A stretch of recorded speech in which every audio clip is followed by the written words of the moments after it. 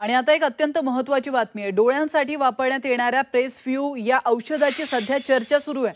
प्रेसफ्यू औषधाचा ड्रॉप डोळ्यांसाठी उपायकारक असल्याचा दावा केला जातोय। डोळ्यात ड्रॉप टाकल्यास जवळचं वाचता येणार असल्याचं देखील बोललं जातंय। मात्र हे औषध डॉक्टरांच्या सल्ल्यानुसारच वापरावं असा सल्ला डॉक्टर तात्याराव लहाने यांनी नागरिकांना केला।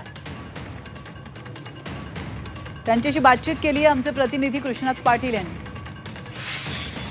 संशोधनानुसार एक आय ड्रॉप आलेला आहे, जे आय ड्रॉप टाकल्यामुळे तुमच्या चष्म्याचा नंबर हा जाऊ शकतो किंवा कमी होऊ शकतो। आणि या संदर्भातच माहिती देण्यासाठी आपल्यासोबत नेत्ररोग तज्ज्ञ डॉक्टर तात्याराव लहाने आहेत। काय आहे नेमकं हे औषध आणि पूर्ण याच्या संदर्भातली थोडीशी माहिती हवी आहे। नमस्कार।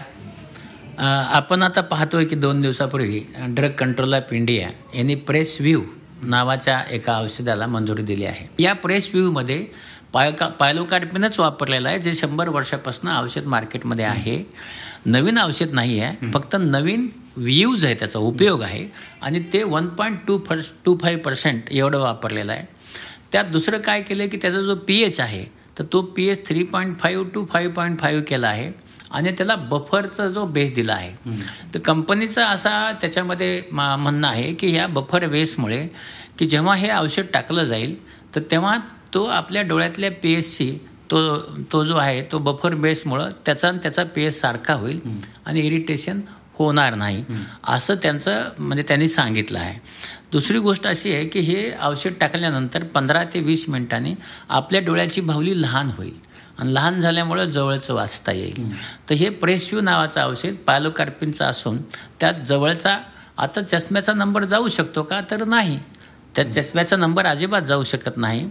तर हा तात्पुरत्या स्वरूपात 6 तासापर्यंत आपण बिना चष्म्याने वाचू शकतो।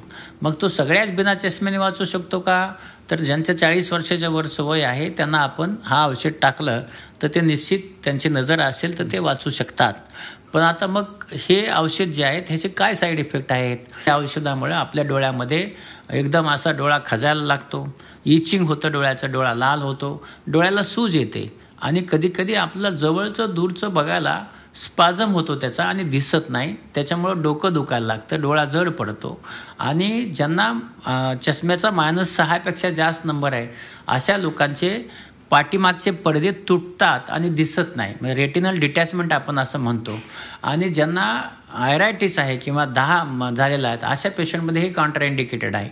म्हणून हे औषध सगळ्याच डोळ्यांना चालतं का, नाही चालत। डॉक्टरांच्या सल्ल्याशिवाय कुठल्याही परिस्थितीमध्ये हे औषध वापरू नये अशा प्रकारचा महत्त्वाचा सल्ला हे डॉक्टर लहाने सरांनी दिलेला आहे। व्हिडिओ जर्नलिस्ट रवी चव्हाणसह कृष्णात पाटील, झी मीडिया, मुंबई।